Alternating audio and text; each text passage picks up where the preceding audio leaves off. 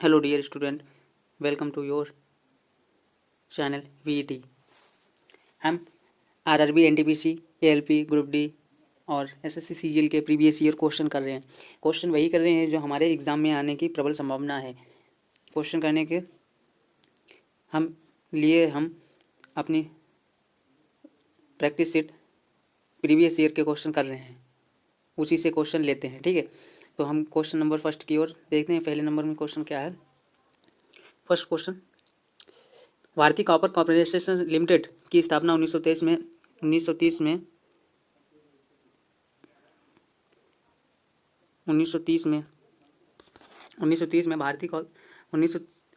में एक British company द्वारा भारत के वर्तमान राज्य में किस में की गई थी।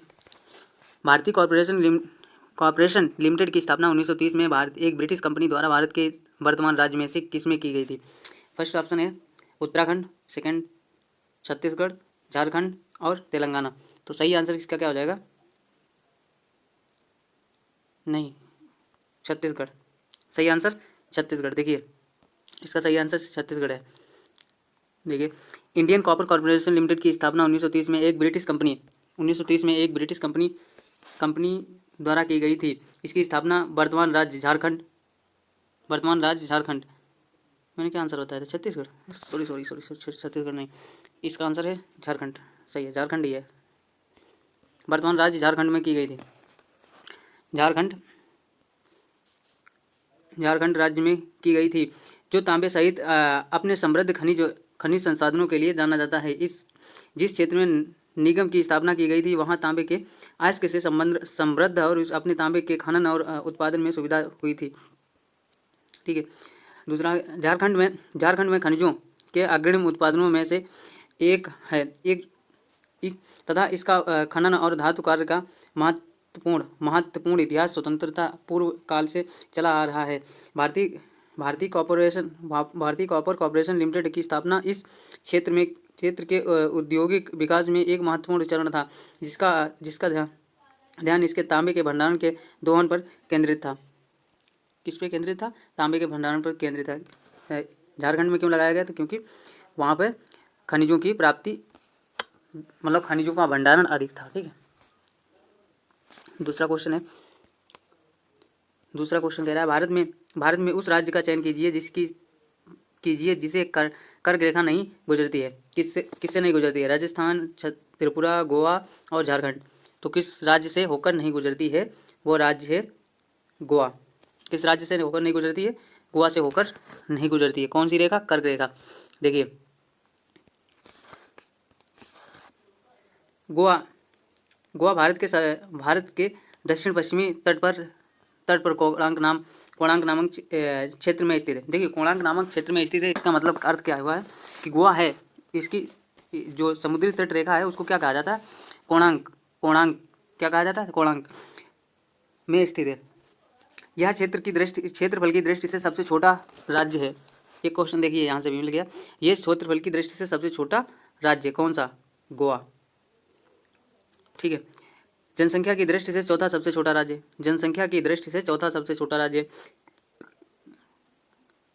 जो अन्य विकल्प है उन सभी में से कर्क रेखा होकर जाती है। अन्य विकल्प मतलब कौन से हैं? गुजरात, गोवा को छोड़कर अन्य सभी विकल्पों में से होकर जाती है। देखिए, अन्य विकल्प कौन कौन से दिए थे? राजस्थान, ठीक, राजस्थान, त्रिपुरा, गोवा में नहीं जाती है, और झारखंड। राजस्थान, त्रिपुरा, गोवा, झारखंड में होकर जाती है। गोवा अपने शानदार, देखो गोवा की प्रसिद्धि क्या है? गोवा अपने शानदार समुद्र तटों, जीवंत रात्रि जीवन और समृद्ध पुर्तगाली विरासत के लिए जाना जाता है। किसके लिए जाना जाता है? शानदार समुद्री तटों और जीवंत रात्रि जीवन और समृद्ध पुर्तगाली विरासत के रूप में जाना जाता है। इसकी राजधानी पणजी है। सबसे बड़ा शहर वास्को द गामा है। और गोवा की अर्थव्यवस्था पर्यटन और खनन और कृषि पर अत्यधिक आश्रित है। किस पे? सबसे अधिक पर्यटन पर। यहाँ भारतीय और पुर्तगाली संस्कृतियों एवं वास्तुकला का अद्वितीय मिश्रण है। इसका मतलब है कि भारतीय संस्कृति और पुर्तगाली संस्कृति दोनों में आपस में मिली हुई हैं, अद्वितीय मिश्रण है। दूसरा क्वेश्चन देखिए, सेकंड क्वेश्चन है, पंजाब की 5 नदियों को पंचनद नाम दिया जाता है। पंजाब की जो नदियां हैं उन्हें पंचनद नाम दिया जाता है। उस नदी की पहचान कीजिए। उस नदी, इन ऑप्शनों में से उस नदी की पहचान कीजिए जो इनमें से एक नदी नहीं है। जो पंजाब की 5 नदियां हैं उनमें से 4 विकल्प दिए हैं, उनमें से ऐसी नदी बतानी है जो इसमें नहीं है। तो इसमें कौन सी नहीं है? बेतवा, ब्यास और झेलम और चिनाब। तो इसका सही आंसर क्या हो जाएगा? बेतवा। बेतवा नदी पंजाब की नदी नहीं है, पंचनद। और सभी ये हैं वो हैं, ब्यास भी है, झेलम भी है, चिनाब भी है, सिंध भी है, सतलज भी, ये सभी नदियाँ हैं इसकी पंचनद कहलाती हैं। देखिए पंचनद। बेतवा नदी, बेतवा नदी पंजाब के बेतवा नदी पंजाब में पंचनद मनाने वाली पाँच नदियों में से एक माना जा बेतवा में से एक नहीं है। नदियों को में बनाने वाले में से एक नहीं है।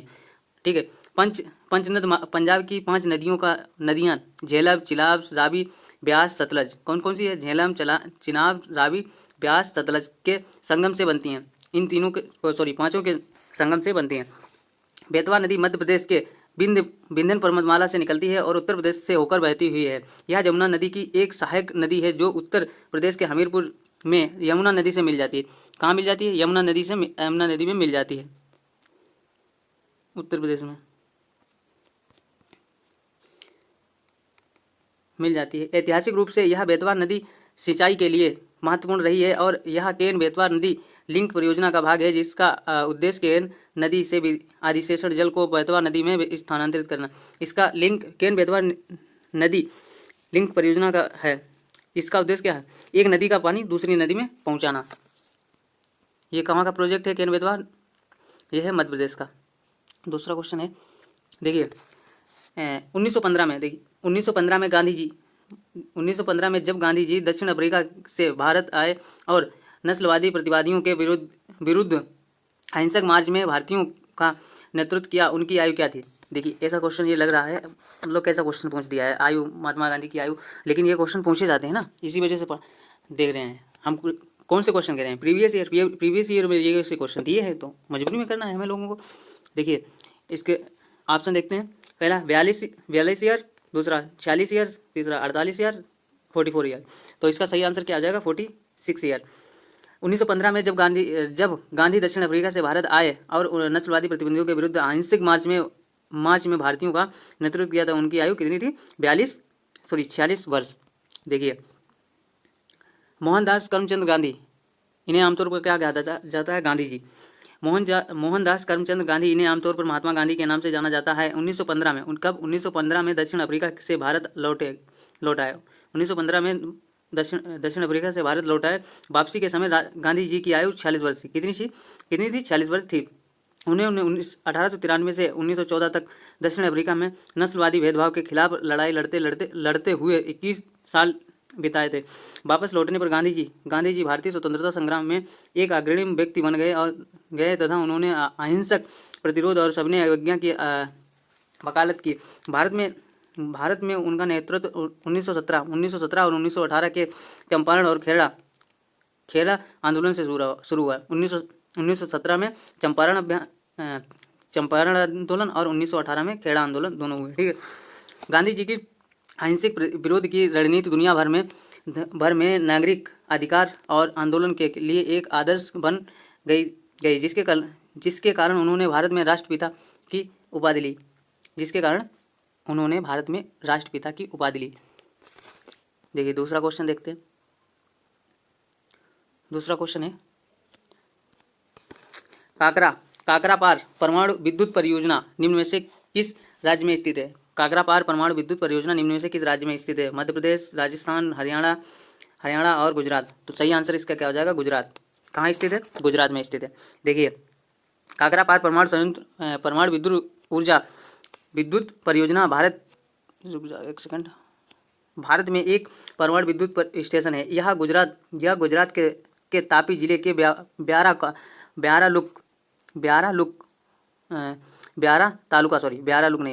तालुका में स्थित है। यह विद्युत संयंत्र 1990 के दशक के प्रारंभ से ही चालू है और भारत के परमाणु ऊर्जा उत्पादन में महत्वपूर्ण योगदान दे रहा है। इस सुविधा में कई इकाइयां शामिल हैं जो परमाणु रिएक्टरों का उपयोग करके बिजली उत्पादन करती हैं। यह देश की पहली बिजली ज़रूरतों को पूरा करने के लिए अच्छा और कुशल ऊर्जा उपलब्ध कराने में महत्वपूर्ण भूमिका निभाता है। यह परियोजना भारत की परमाणु ऊर्जा के क्षमताओं और जीवाश्म ऊर्जा का निर्धारिता कम करने के लिए प्रयासों का भाग है। दूसरा क्वेश्चन देखते हैं। कह रहा है शाह कुली खान का मकबरा कहाँ स्थित है? शाह कुली खान का मकबरा कहाँ स्थित है? हरियाणा, तेलंगाना और उत्तर प्रदेश और पंजाब। तो कहाँ स्थित है? हरियाणा में। कहाँ स्थित है? हरियाणा में। देखिए, शाह कुली खान का मकबरा हरियाणा में, हरियाणा के कुरुक्षेत्र जिले थानेसर शहर में स्थित है। शाह कुली खान मुगल सम्राट शासक अकबर के शासन काल के दौरान एक प्रमुख व्यक्ति थे। उन्होंने अपनी ईमानदार बहादुरी और मुगल सेना में योगदान के लिए जाना जाता था।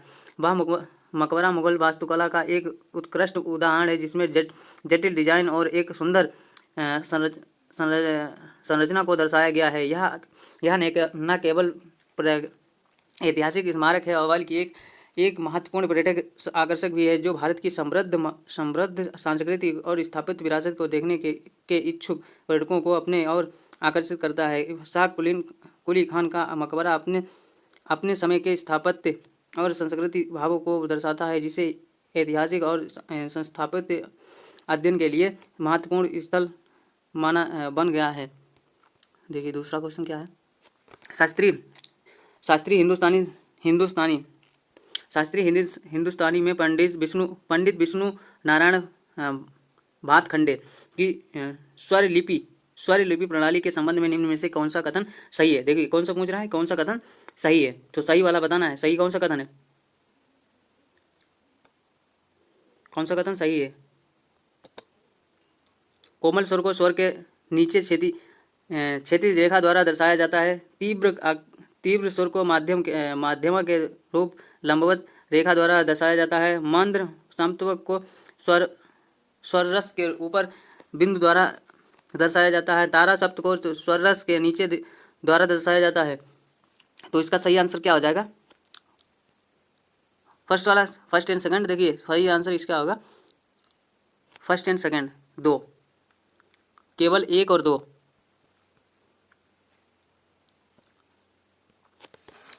पंडित विष्णु नारायण भातखंडे की स्वर लिपि प्रणाली भारतीय शास्त्रीय संगीत विशेषकर हिंदुस्तानी संस्कृति के लिए महत्वपूर्ण योगदान देता है। कोमल स्वर को स्वर के नीचे एक क्षैतिज रेखा द्वारा दर्शाया जाता है। यह स्वर लिपि को कोमल यानी सपाट स्वरों को पैमाने में अन्य स्वरों से अलग करने में सहायता करता है। ये मतलब पहला वाला सत्य है। दूसरा वाला भी, तीव्र स्वर को मध्य के ऊपर एक लंबन की रेखा द्वारा दर्शाया जाता है। इस अनोखे प्रतिनिधित्व का उपयोग माध्यम स्वर के तीक्ष्ण संकरण को दर्शाने के लिए किया जाता है, जो अपने इसके प्राकृतिक रूप में से अलग है। दूसरा क्वेश्चन देखिए, कह रहा है हिंदुस्तानी संगीत में नाद के सबसे छोटे रूप को क्या कहा जाता है? हिंदुस्तानी संगीत में नाद के सबसे छोटे रूप को क्या कहा जाता है? श्रुति, वर्ण, सप्तक और स्वर। तो सबसे छोटे को क्या कहा जाता है? श्रुति। क्या होता है? कहा जाता है श्रुति नाद में। श्रुति तारुस्वरत्व स्वर की वह छोटी अवधि है जिसे मानव कर्ण द्वारा सुना जाता है, जिसे एक संगीतकार पहचान कर सकता है। हिंदुस्तानी शास्त्रीय संगीत में श्रुति स्वारक संरचना में महत्वपूर्ण भूमिका निभाती है तथा वादकों और ध्वनि को सुधारने में सहायता करती है। भारतीय शास्त्रीय संगीत के एक सप्तक में 22 श्रुति होती हैं। ऐसा माना जाता है कि प्रत्येक श्रुति की अपनी अद्वितीय ध्वनि और प्रभाव होता है और भारतीय शास्त्रीय संगीत की समृद्धि में योगदान देती हैं। श्रुति को वह आधार माना जाता है जिस पर भारतीय संगीत में रागों का निर्माण होता है। दूसरा क्वेश्चन देखिए, सालवाई की संधि पर हस्ताक्षर के समय बंगाल का गवर्नर जनरल कौन था? सालवाई की संधि के समय बंगाल का गवर्नर जनरल कौन था? Lord Wellesley, Warren Hasting, Lord Cornwallis, sir John Shore. तो सही आंसर इसका क्या हो जाएगा, Warren Hasting, Lord Warren Hasting. देखिए क्या है वॉरेन हेस्टिंग, वॉरेन हेस्टिंग 1793 से और 1785, लॉर्ड वॉरेन हेस्टिंग 1793 से 1785 तक बंगाल के पहले वास्तविक गवर्नर जनरल बने। बंगाल के पहले वास्तविक गवर्नर जनरल बने। इनके कार्यकाल के दौरान 1782 में सालवाई की संधि की गई, संधि पर हस्ताक्षर किए गए, जो भारतीय इतिहास में एक महत्वपूर्ण घटना थी।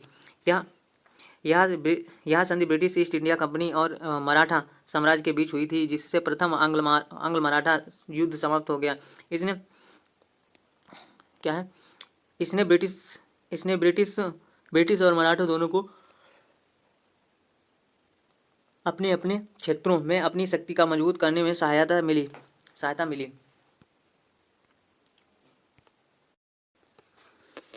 ऑक्सफैम इंडिया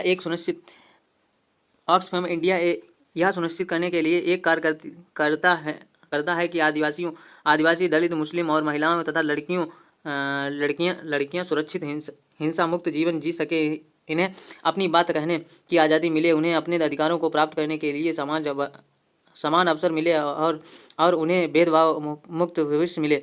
ऑक्सफैम इंडिया का मुख्यालय कहाँ स्थित है? ऑक्सफैम इंडिया का मुख्यालय कहाँ स्थित है?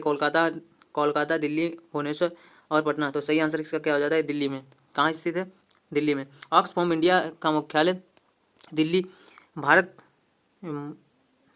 ऑक्सफैम इंडिया का मुख्यालय भारत की राजधानी नई दिल्ली में स्थित है।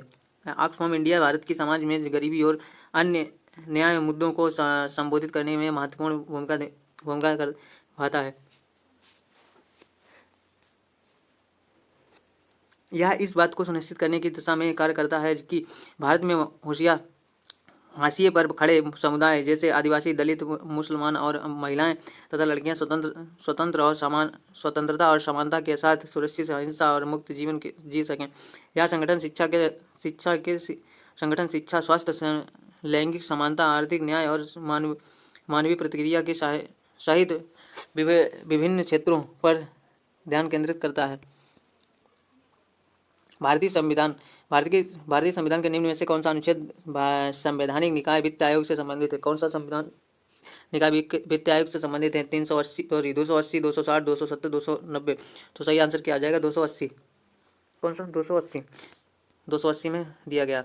वित्त आयोग एक संवैधानिक निकाय है जिसका उद्देश्य संघ और राज्य सरकारों के बीच राजस्व के कुछ संसाधनों का आवंटन करना है। भारतीय संविधान के अनुच्छेद 280 में राष्ट्रपति को प्रत्येक 5 वर्ष की समय समाप्ति पर या किसी ऐसे पूर्व समय जिसे वह आवश्यक समझे एक वित्त आयोग का गठन करने का अधिकार दिया गया है। अब वित्त आयोग का मुख्य कार्य राष्ट्रपति को ये सिफारिश करना है कि करों से प्राप्त शुद्ध आय को केंद्र और राज्यों के बीच किस प्रकार की वितरित किया जाए तथा राज्यों के बीच उसका आवंटन किस प्रकार किया जाए। दूसरा क्वेश्चन देखिए क्या है। चेम्बेती श्री धरालू नायडू के देश के सबसे लोकप्रिय नेता थे? कौन थे? वेद समाज लोकप्रिय नेता थे। पूना सार्वजनिक सभा और परमहंस मंडली, वेद समाज और प्रार्थना समाज। किसके थे? वेद समाज के। देखिए चेताम्बदी श्री धरालू नायडू एक प्रमुख नेता और वेद समाज के संस्थापक में से एक थे। वेद समाज की स्थापना 1864 में मद्रास अब चेन्नई में हुई थी। वह ब्रह्म समाज से प्रेरित था और उसके मूलभूत वेद सिद्धांतों की शिक्षाओं पर आधारित थे। संगठन का उद्देश्य सामाजिक सुधार था और इससे जातिगत भेदभाव और बाल विवाह जैसी प्रथाओं के खिलाफ काम किया। विधवा पुनर्विवाह और महिला शिक्षा को बढ़ावा दिया। वेद व्यास ने वैदिक ग्रंथों को स्वाधानी भाषाओं में अनुवाद करने पर भी ध्यान केंद्रित किया ताकि उन्हें व्यापक दर्शकों तक पहुंचाया जा सके। देखिए दूसरा क्वेश्चन क्या कहता?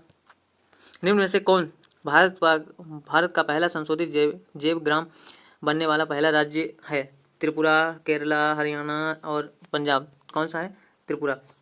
सही आंसर त्रिपुरा। देखिए त्रिपुरा भारत का पहला राज्य बन गया है जहां संशोधित जैव ग्राम बनाया गया है। यहाँ पहला पर्यावरणीय दृष्टि से सतल विकास प्रथाओं का हिस्सा है। बायोलेज की अवधारणा में बायोजैविक के जैव खाद और जल संचयन तकनीकी का उपयोग एकीकृत है।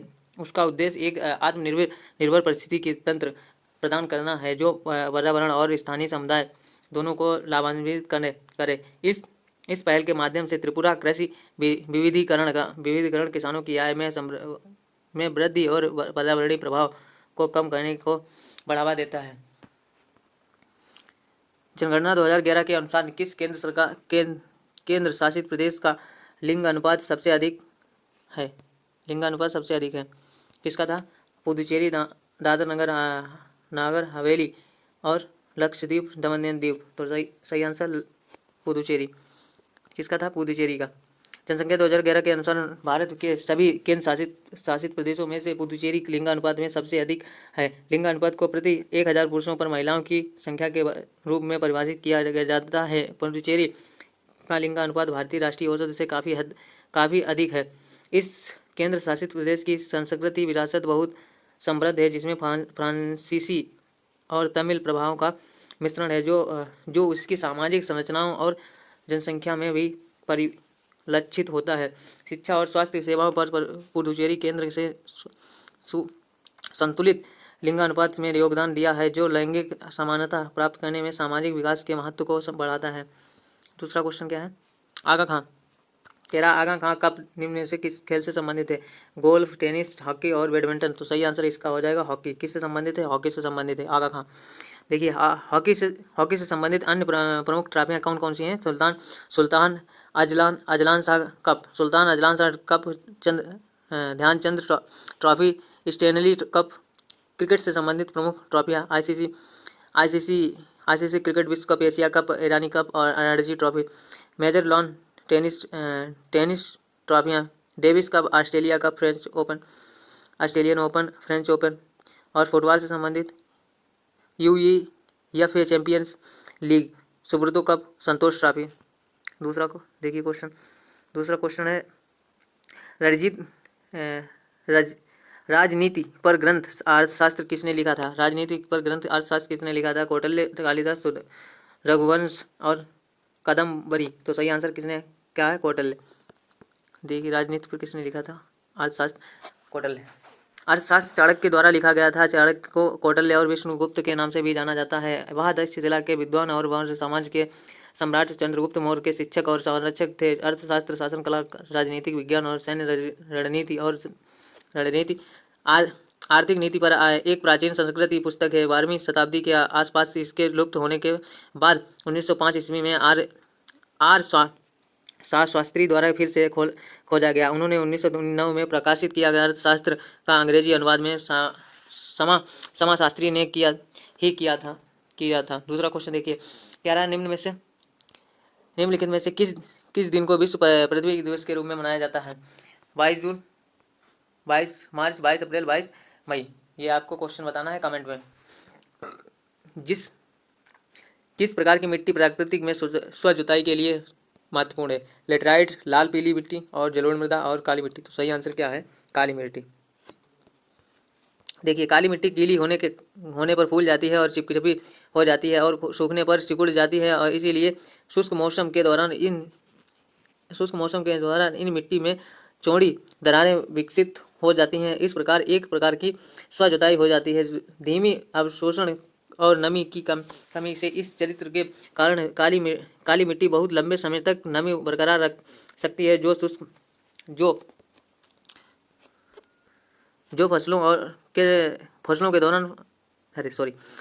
शुष्क मौसम के दौरान फसलों, विशेष रूप से वर्षा आधारित फसलों को बनाए रखने में मदद रखती है। ठीक है। रासायनिक रूपों से काली मिट्टी चूना, लोहा, मैग्नीशियम और एल्यूमिनियम से समृद्ध होती है। इनमें पोटाश भी बहुत होता है, लेकिन इसमें फास्फोरस, नाइट्रोजन और कार्बनिक पदार्थों की कमी होती है। मिट्टी का रंग गहरे काले से लेकर धूसर तक होता है। धूसर मतलब हल्का काला। दूसरा है लोक नृत्य तरंग मूल की उत्पत्ति निम्न में से किस राज्य में हुई? पश्चिम बंगाल, तमिलनाडु और गोवा, तेलंगाना। तो सही आंसर इसका क्या है? गोवा में। कहाँ से हुई तरंगमैल की? गोवा से। देखिए तरंगमैल एक जीवंत और ऊर्जा युक्त लोक नृत्य है जिसकी स्थापना 1900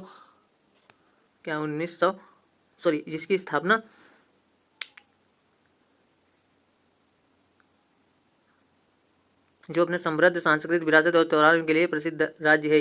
यह लोक नृत्य विशेष रूप से दशहरा और होली के त्योहारों के दौरान किया जाता है, जो क्रमशः बुराई और अच्छाई की जीत और संवत से आगमन का प्रतीक है। तरंग मेल में भाग लेने वाले लोग रंग बिरंगे झंडे लेकर पारंपरिक गोवा संगीत का लयबद्ध रूप से गायन करते हुए चलते हैं, जिससे समृद्ध और लोक आनंद का परिवेश उत्पन्न हो सकता है। यह लोक नृत्य एक सामुदायिक गतिविधि है जो गोवा के लोगों के बीच सामाजिक भावना और एकता को दर्शाता है। ये देखो हमने करवा दिया है आपको क्वेश्चन सभी। आप क्वेश्चन जो मैंने पूछा था होमवर्क में वही बताना है। ये क्वेश्चन एक में मैंने बीच में पूछा है, वही होमवर्क आपका क्वेश्चन है। उसके बारे में जितने भी डेज दिए हैं उनको भी बताना है, ये कौन सा डेज ये किसके लिए मनाया जाता है। ठीक है, क्वेश्चन आपको दिखाई दे रहे हैं वो वाला है, ये रहा क्वेश्चन आपका। ये क्वेश्चन है निम्नलिखित में से किस दिन को विश्व पृथ्वी दिवस के रूप में मनाया जाता है। ठीक है दोस्तों, ये क्लास एंजॉय करिए।